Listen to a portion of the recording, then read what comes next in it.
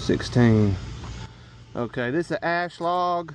See, it's 16 inches in diameter in between the bark.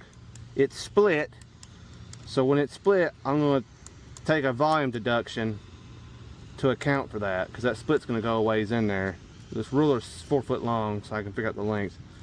2, 3, 4, it's 16 foot. 16 inches, 16 foot. It's got a split, so I'm going to say 15 inches.